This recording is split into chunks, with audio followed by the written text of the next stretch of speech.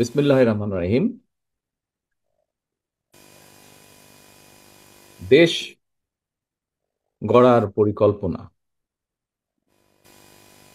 এই অনুষ্ঠানের সম্মানিত সভাপতি জনাব রুহুল কবির রিজভী, মঞ্চে উপস্থিত জয়েন্ট সেক্রেটারি সোহেল সহ আমার সামনে উপস্থিত আলোচক বৃন্দ এবং ছাত্র দলের প্রিয় ভাই ও বোনেরা, আসসালামু আলাইকুম।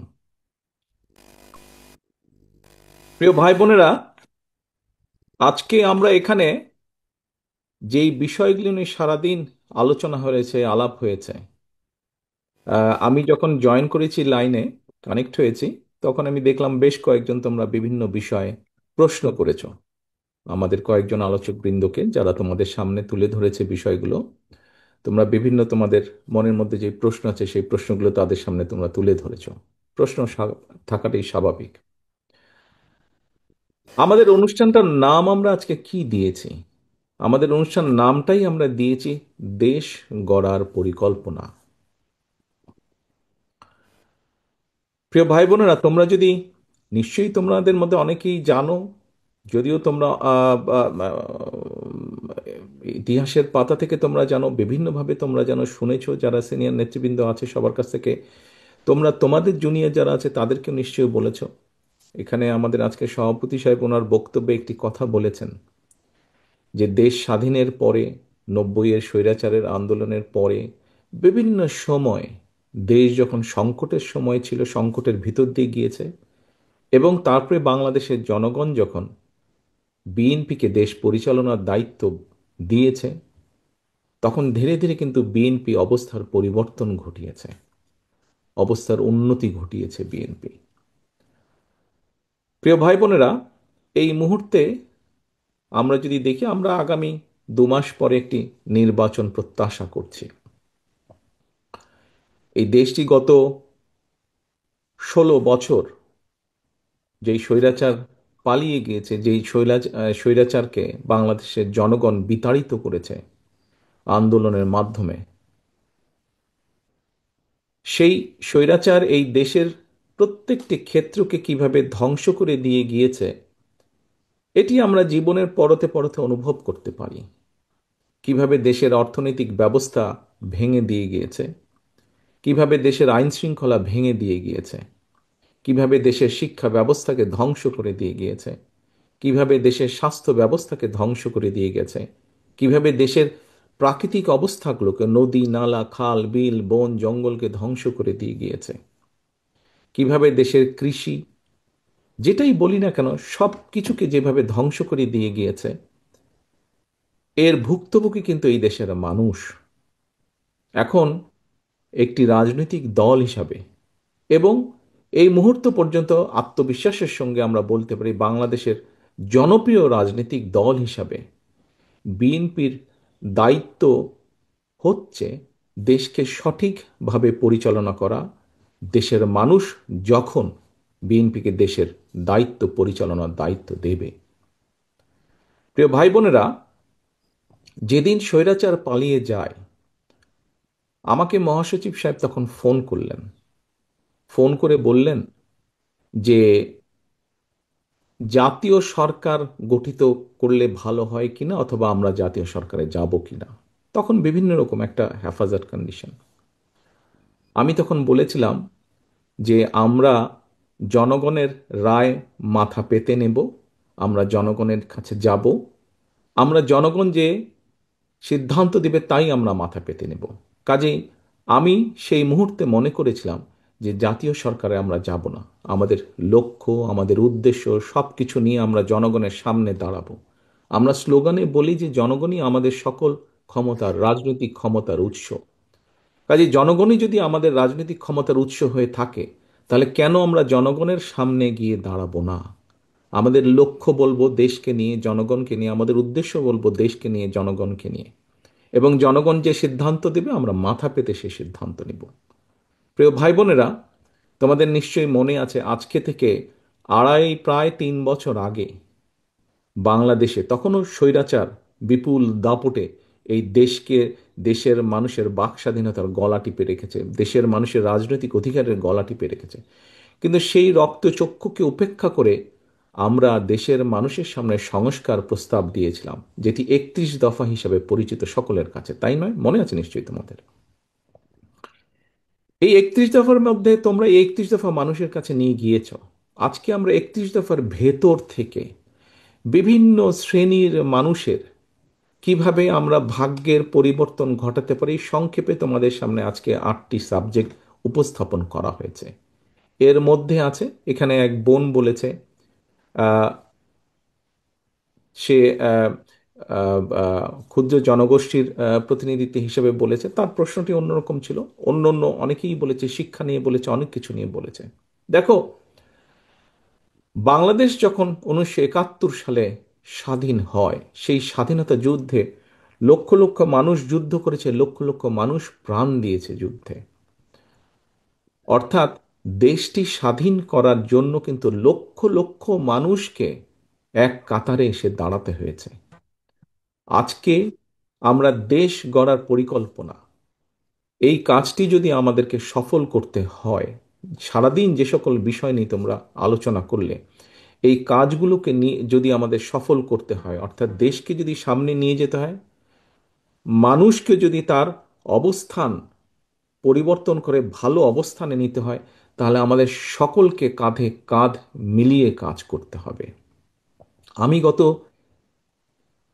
5ই আগস্টের পর থেকে, আমি গত প্রায় 1 বছরের বেশি সময় ধরে বলে আসছি যে আমাদের সামনের সময়গুলো কিন্তু খুব ভালো নয়।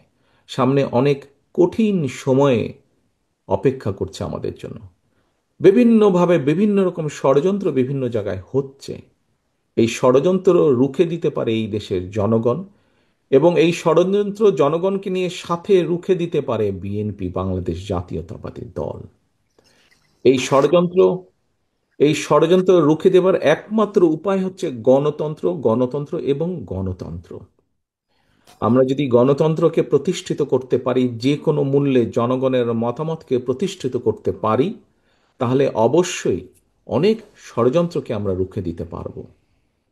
কিন্তু ষড়যন্ত্রকে রুখে দিতে পারলেও তারপরেও কিন্তু সামনে অনেক কঠিন সময়। একটু আগেই আমি বলেছি, এবং তোমরা নিজেরাও জানো, তোমরা আজকে ছাত্র দলের প্রতিনিধি হিসাবে এখানে প্রত্যেকে উপস্থিত আছো, ছাত্র হিসাবে তোমাদের নিজেদের ধারণা আছে। প্রত্যেকটি ক্ষেত্রে একটি অরাজকতা বিরাজ করছে। কাজে আমরা এখানে আজকে অর্থনীতি নিয়ে আলাপ করেছি। আমরা এখানে তরুণ যে সমাজ, কয়েকজন তোমরা প্রশ্ন করেছে, তরুণ যে সমাজ, তাদের সামনে সবচেয়ে বড় যেই সমস্যাটি, তাদের কর্মসংস্থানের বিষয়, এই কর্মসংস্থানের বিষয় নিয়ে আমরা আজকে এখানে আলাপ করেছি। আমরা দেশের মানুষের স্বাস্থ্য নিয়ে এখানে আলোচনা করেছি।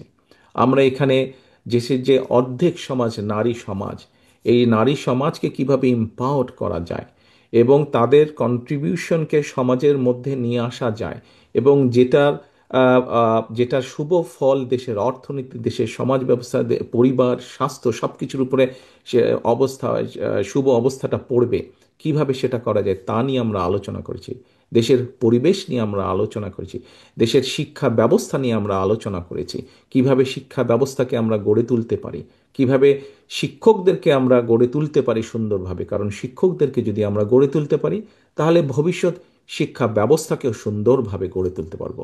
কিন্তু এই কাজগুলো করা কিন্তু কঠিন কাজ, নট ইম্পসিবল, কিন্তু অনেক কঠিন কাজ। এবং দেশ এবং জাতিকে যদি নেতৃত্ব দিতে হয়, তাহলে অবশ্যই একটি পরিকল্পনা আমাদের সামনে থাকতে হবে। প্রিয় ভাই বোনেরা, তোমরা আজকে যখন এই হলে এসে বসেছো, তোমাদের আলোচনা শুরু হয়েছে। তোমরা যে আলোচনা শুরু হবার সময় তোমাদেরকে প্রত্যেকে একটা করে ফোল্ডার দেওয়া হয়েছে, এবং কিছুক্ষণ পরে, খুব সম্ভবত লাঞ্চের পরে, তোমাদের সকলকে আলাদা আবার হাতে হাতে একটা লিফলেট দেওয়া হয়েছে না তোমাদের? সেই লিফলেটের মধ্যে কি আছে? সেই লিফলেটের মধ্যে কি আছে আমি বলছি। আলাদা একটি লিফলেট তোমাদেরকে দেওয়া হয়েছে। এখানে সোহেল, আজকে যে অনুষ্ঠান পরিচালনা করছে আমাদের জয়েন্ট সেক্রেটারি সোহেল, তার বক্তব্যে সোহেল কিন্তু একটি গুরুত্বপূর্ণ কথা বলেছে। আমি ব্যক্তিগতভাবে বিশ্বাস করি একটি বিষয়, আমরা যতগুলো পরিকল্পনা নিয়েছি, এই পরিকল্পনাগুলোকে সফল করতে হলে যেরকম আমাদের যোগ্য ব্যক্তিদেরকে বিভিন্ন জায়গায় দায়িত্ব দিতে হবে, কিন্তু তার থেকেও দুইটি বড় ইম্পর্টেন্ট বিষয় আছে, যেই দুইটি বিষয়কে যে কোনো মূল্যে আমাদেরকে অ্যাড্রেস করতে হবে। এবং এই দুইটি বিষয়কে যদি আমরা অ্যাড্রেস করতে না পারি, আমাদের পুরা জাতি এবং দেশ সংকটের মধ্যে পড়বে। কি দুটি বিষয়? এক, দুর্নীতি, যে কোনো মূল্যে এই দুর্নীতির লাগাম টেনে ধরতে হবে। দুই, আইন শৃঙ্খলা পরিস্থিতি, যে কোনো মূল্যে আইন শৃঙ্খলা পরিস্থিতির লাগাম টেনে ধরতে হবে। যদি আমরা দুর্নীতি এবং আইন শৃঙ্খলা যদি আমরা দুর্নীতি এবং আইন শৃঙ্খলার লাগাম টেনে ধরতে না পারি, তাহলে আমরা যে পরিকল্পনাগুলি গ্রহণ করেছি মানুষের স্বাস্থ্য নিয়ে, দেশের ভবিষ্যৎ সন্তানদের শিক্ষা ব্যবস্থা নিয়ে, নারী সমাজকে এম্পাওয়ার্ড করার জন্য, দেশের কৃষি ব্যবস্থা, প্রত্যেকটি পরিকল্পনা আমাদের বাধাগ্রস্ত হবে, স্লো হয়ে যাবে আমাদের। সেজন্যই আমাদের সরকার গঠনের সুযোগ পাওয়ার সাথে সাথে সর্বপ্রথমে আমাদেরকে নজর দিতে হবে, সর্বপ্রথমে আমাদেরকে ব্যবস্থা করতে হবে দুর্নীতির লাগাম কিভাবে আমরা টেনে ধরব।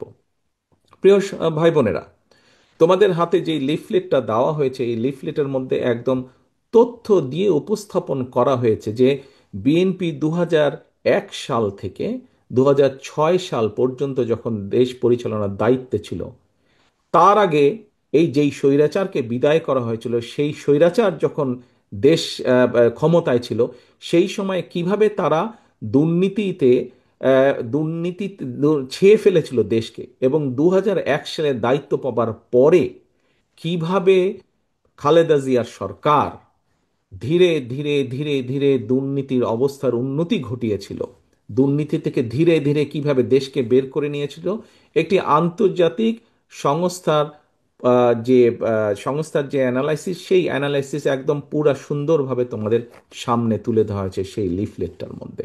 কাজেই আমরা দৃঢ়ভাবে, অত্যন্ত আত্মবিশ্বাসের সঙ্গে বলতে পারি, এই বাংলাদেশে যদি দুর্নীতির লাগাম টেনে ধরতে পারে, তাহলে একমাত্র বাংলাদেশ জাতীয়তাবাদী দলই পক্ষেই সেটা সম্ভব।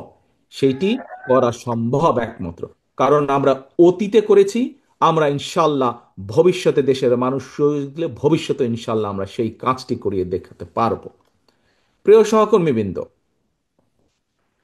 কেউ কেউ বলে থাকে স্বৈরাচার যেভাবে বিএনপির সম্পর্কে, এই যে স্বৈরাচার, পলাতক যে স্বৈরাচার, তারা বিএনপির সম্পর্কে যেসব মিথ্যা প্রপাগান্ডা ছড়াতো, আমরা ইদানিং লক্ষ্য করছি কিছু কিছু ব্যক্তি বা দল ঠিক একই সুরে গান গাইছে বা একই সুরে কতগুলো কথা বলার চেষ্টা করছে।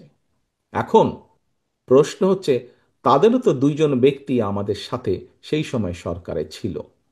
এই দুজন ব্যক্তি পৃথিবীতে আর নেই।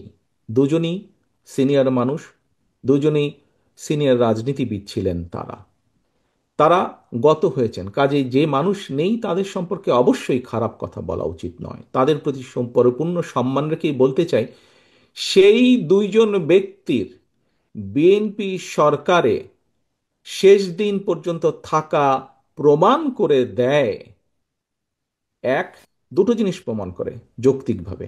এক, তারা অবশ্যই পূর্ণ কনফিডেন্স ছিল খালেদা জিয়ার উপরে যে খালেদা জিয়া দুর্নীতির বিরুদ্ধে যুদ্ধ করছে, সেজন্যই তারা শেষ দিন পর্যন্ত ছিল। সেজন্যই তারা শেষ দিন পর্যন্ত ছিল। এখন তাদের দলের অন্য যে যত বড় বড় কথা বলি কি না কেন, খালেদা জিয়া শেষ দিন পর্যন্ত দুর্নীতির বিরুদ্ধে যুদ্ধ করেছে এবং দুর্নীতির অবস্থার পরিবর্তন ঘটেছে, এই আত্মবিশ্বাস তাদের মধ্যে ছিল। তারা দেখেছিল সেই সরকারকে, কারণ তো সরকারের ভেতরেই ছিল।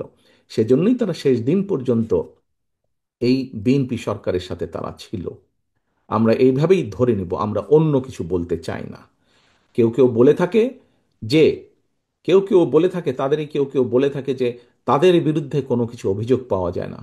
আজকে যখন নিরপেক্ষ কোর্ট বসেছে, স্বৈরাচারের সময় আমরা দেখেছি কিভাবে আদালতকে ইনফ্লুয়েন্স করা হতো, কিন্তু স্বৈরাচার পালিয়ে যাওয়ার পরে মোটামুটি আমরা বলতে পারি যে আদালত এখন নিরপেক্ষ, নিরপেক্ষতা আমরা আশা করি।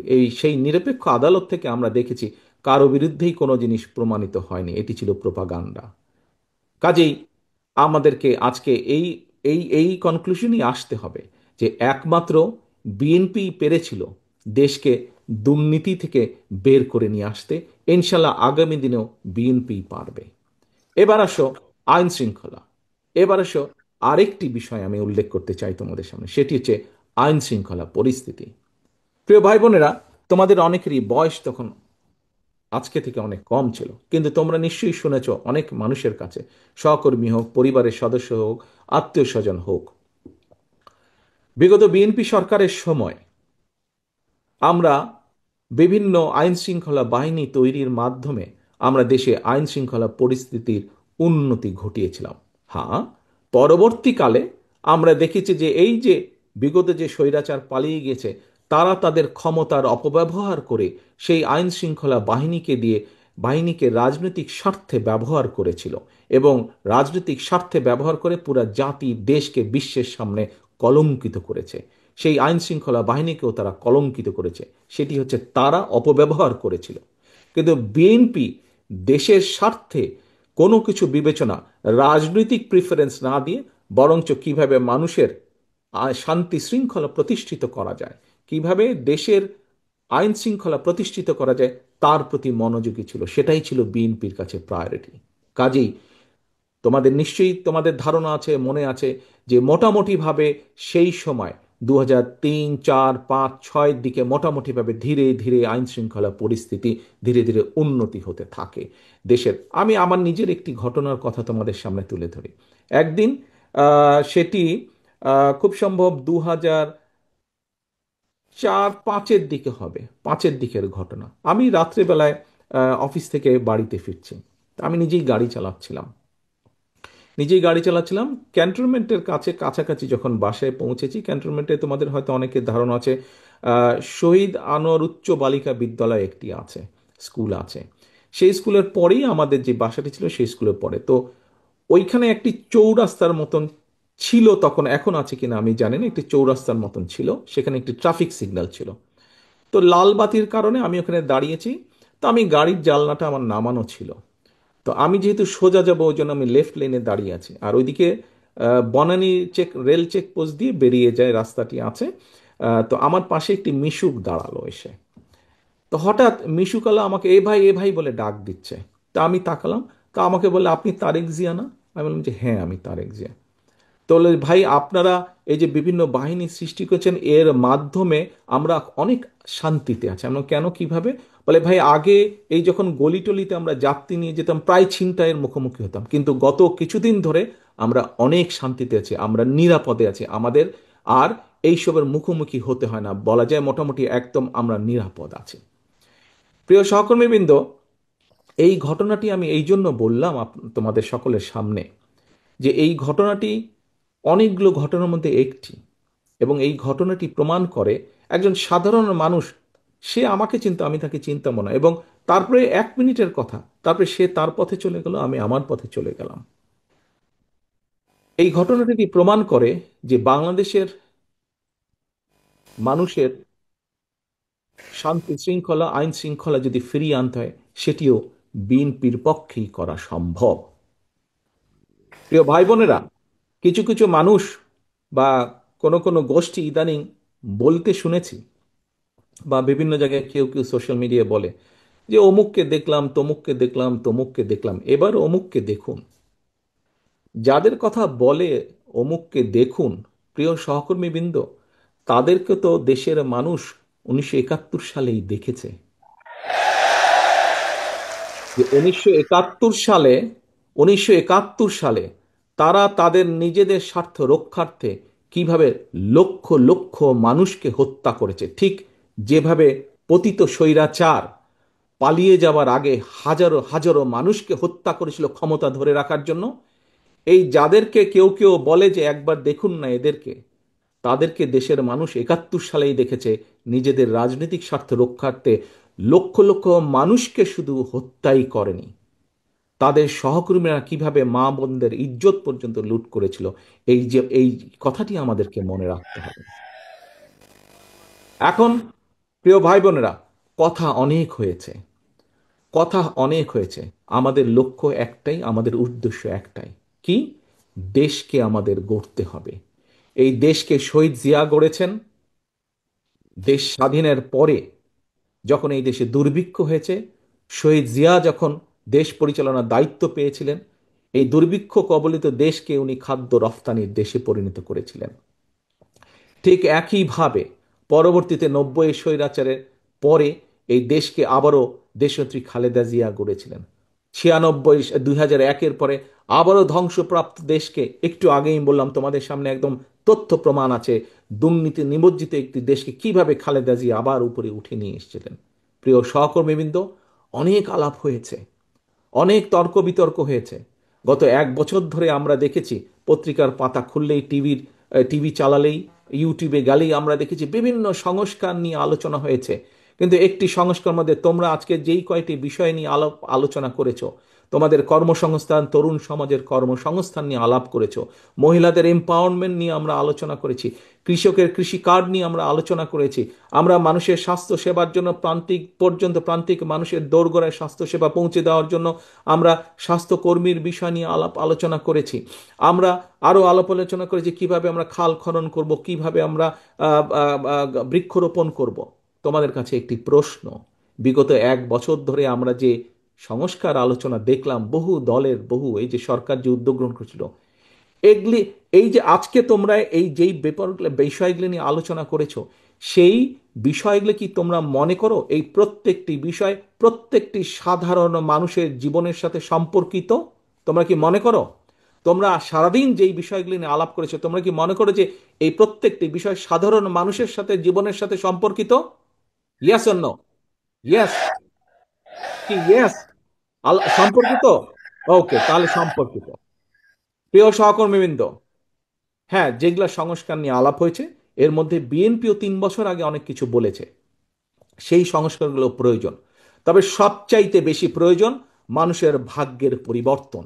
এবং আজ সারাদিন তোমরা যা আলোচনা করেছিল, এই কাজগুলো যদি আমরা করতে পারি, তাহলেই একমাত্র মানুষের ভাগ্যের পরিবর্তন করা সম্ভব।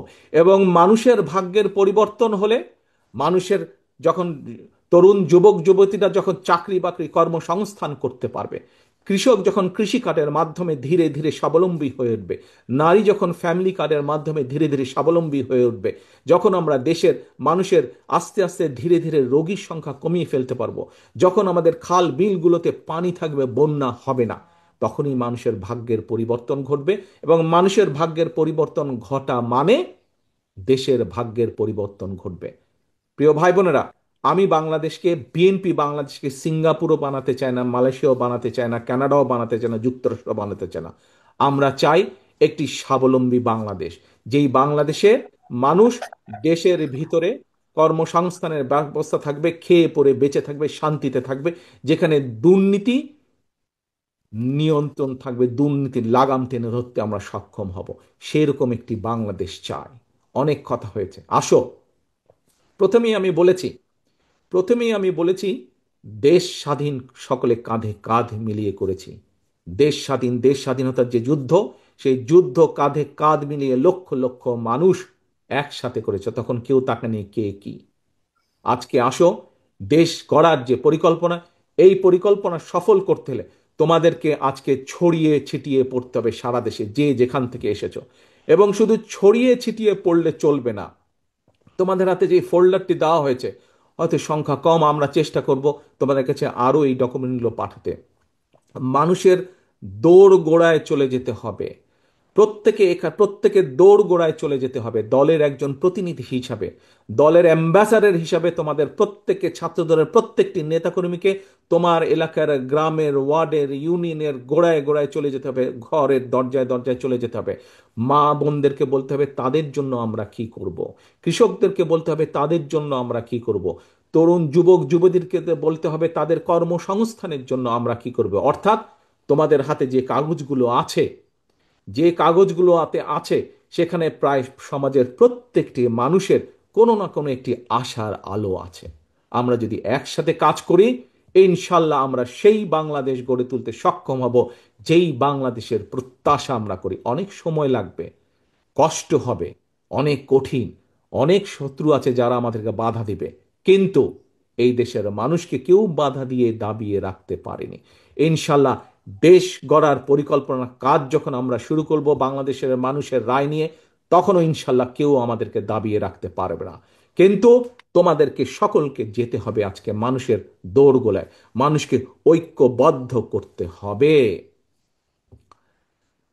ভাই বোনেরা, তোমাদেরকে আরেকটি কথা বলি। এই দুইটি বিষয় আমি উল্লেখ করব, দুইটি বিষয় উল্লেখ করে আজকে তোমাদেরকে ছেড়ে দিব। এবং ছেড়ে দেওয়ার পরে যেই কাজটি বললাম সেই কাজটিতে কিন্তু তোমাদেরকে প্ল্যান করতে হবে। তোমরা এখানে যারা আজকে ছাত্রদলের বিভিন্ন ইউনিটের নেতৃবৃন্দ উপস্থিত আছো, তোমাদের নিচে তোমাদের আরো অনেক সহকর্মী আছে। তোমরা যে যার ইউনিটে ফিরে যাবে, সবাইকে ডাকবে। তোমরা যা জেনে গেলে, যা শিখে গেলে, তাদেরকে সেগুলো তোমরা বলবে, বোঝাবে এবং ছুটে বেড়াতে হবে, ছড়িয়ে পড়তে হবে। মানুষের ঘরে ঘরে ছড়িয়ে পড়তে হবে। মানুষকে বলতে হবে যে বিএনপি আগামী দিনে এই এই কাজ আপনাদের জন্য করতে চায়। তোমার দল কি? বাংলাদেশ জাতীয়তাবাদী দল। বাংলাদেশ জাতীয়তাবাদী দল এই এই কাজগুলো কৃষকের জন্য এই করতে চায়, নারী সমাজের জন্য এই করতে চায়, ছাত্র ছাত্রীদের জন্য এই করতে চায়, শিক্ষকদের জন্য এই করতে চায়, মসজিদের ইমাম মুয়াজ্জেম সাহেবদের জন্য এই করতে চায়। প্রত্যেকটি মানুষের কাছে তার তার মেসেজগুলো পৌঁছে দিতে হবে। প্রিয় সহকর্মীবৃন্দ, আমরা মানুষ, পৃথিবীতে আমরা বসবাস করি। আমরা মানুষ হিসাবে মানুষের জন্য আমরা কাজ করতে পারি। আমাদের সীমাবদ্ধতা আছে, পার্থিব সীমাবদ্ধতা আছে। সেই পার্থিব সীমাবদ্ধতার মধ্যে থেকে আমরা মানুষকে যা দিতে পারি, যা করতে পারি, আমরা মানুষের কাছে সেটি কমিট করব, সেটি কমিটমেন্ট দেব। এখন এখন যার মালিক আমি বা তুমি কেউ না, তার কমিটমেন্ট কি আমরা দিতে পারি? তার কমিটমেন্ট আমরা দিতে পারি না, যা আমাদের সাধ্যের বাইরে। এখানে আমরা মুসলমান আছি, অন্য ধর্মের মানুষ এখানে উপস্থিত আছে। মুসলমান হিসেবে আমরা বিশ্বাস করি এই পৃথিবীতে এবং পৃথিবীর বাইরে যাবতীয় যা কিছু আছে, আমরা যা কল্পনা করি, যা কল্পনা করতে পারি না, সকল কিছুর মালিক একমাত্র আল্লাহ তাআলা, একমাত্র আল্লাহ রাব্বুল আলামিন। আমরা শুনেছি অনেক কিছু একটি রাজনৈতিক দলের কিছু ব্যক্তি বা বেশ কিছু ব্যক্তি বিভিন্ন জিনিসের টিকিট বিক্রি করে বেড়াচ্ছে, বিভিন্ন জিনিসের কনফার্মেশন দিয়ে বেড়াচ্ছে। তো এখন এখন আমি যতটুকু বুঝি, অনেক মুরব্বী ব্যক্তি আছেন, বুজুর্গ ব্যক্তি আছেন ধর্মীয় বিষয়। আমি একজন সাধারণ নর্মাল একজন মুসলমান হিসেবে আমি যতটুকু বুঝি, যা আমার না, আমি যদি তা দেবার কথা বলি, অর্থাৎ যার যেটি আমার না সেটির কমিটমেন্ট যদি করি, তাহলে আমি তার সাথে পাল্লা দিচ্ছি। অর্থাৎ দোজক বেহেশত দুনিয়া সবকিছুর মালিক আল্লাহ। যেটার মালিক আল্লাহ, যেটার কথা একমাত্র আল্লাহ তাআলাই বলতে পারে, সেখানে যদি আমি কিছু বলতে চাই, আমার নর্মাল দৃষ্টিকোণ থেকে আমি বুঝি যে সেটি হচ্ছে শিরিক, সেটি হচ্ছে শিরিকের পর্যায়ে পড়ে। কাজে তোমাদেরকে ঘরে ঘরে যেতে হবে এবং বলতে হবে যারা এইসব কথা বলে তারা শিরিক করছে। আপনি যদি তাদের কথা শোনেন, আপনিও শিরিকের পর্যায়ে পড়ে যাবেন। যার অধিকার একমাত্র আল্লাহ তাআলার, সেটি একমাত্র আল্লাহর অধিকার। কে কোথায় যাবে, কার ইহকালে কি হবে, পরকালে কি হবে, তার অধিকার একমাত্র, ডিসাইড করার অধিকার একমাত্র আল্লাহ। আমরা পৃথিবীতে মানুষ হিসাবে আমরা মানুষের দেখভাল যতটুকু সম্ভব আমাদের দৃষ্টি থেকে আমরা করতে পারবো, আমাদের শক্তি সামর্থ্য অনুযায়ী করতে পারবো। আমরা এ কালেরটা করতে পারবো, এ কালেরটা কম বেশি আমরা মানুষ হিসেবে যা আমাদেরকে ক্ষমতা আল্লাহ দিয়েছে তার ভিতরে করতে পারবো। যা ক্ষমতার বাইরে তা আমরা করতে পারবো না। কাজী যারা এসব কথা বলে তারা ইনেবে শিরিক করছে। একজন মুসলমান হিসেবে আমি সেটাই বুঝি। এই কথাগুলো তোমাদেরকে পৌঁছে দিতে হবে। তবে সবচেয়ে বড় কথা হচ্ছে, যা তোমরা আজকে শিখে গিয়েছো, যা তোমরা আজকে জেনে গিয়েছো, যা তোমরা আজকে বুঝে গিয়েছো, এগুলো মানুষের দোরগোড়ায় পৌঁছে দিতে হবে তোমাদেরকে। তোমাদেরকে বিএনপির অ্যাম্বাসাডার হিসাবে যেতে হবে, আজকে মানুষের রাষ্ট্রদূত হিসাবে, দূত হিসাবে যেতে হবে। এখন আমার প্রশ্ন তোমাদের কাছে, তোমরা কি এই কঠিন কাজটি করতে পারবে? যদি তোমরা এই কঠিন কাজটি করতে পারো, তাহলে ইনশাল্লাহ বিএনপি দেশ গড়ার যে পরিকল্পনা, সেই পরিকল্পনার পক্ষে ইনশাল্লাহ আমরা জনগণের রায় পাব, এবং জনগণের রায় ইনশাল্লাহ পেলে ইনশাল্লাহ আমরা এই পরিকল্পনাকে ধীরে ধীরে পর্যায়ক্রমিকভাবে বাস্তবায়ন করব ইনশাল্লাহ। প্রিয় সহকর্মীবৃন্দ, আশা করি, প্রত্যাশা করি এবং ইনশাল্লাহ তোমরা তোমাদের কাজে সফল হও। তোমাদের সেই সফলতা কামনা করে আমার বক্তব্য শেষ করছি। আল্লাহ হাফেজ। বাংলাদেশ জিন্দাবাদ।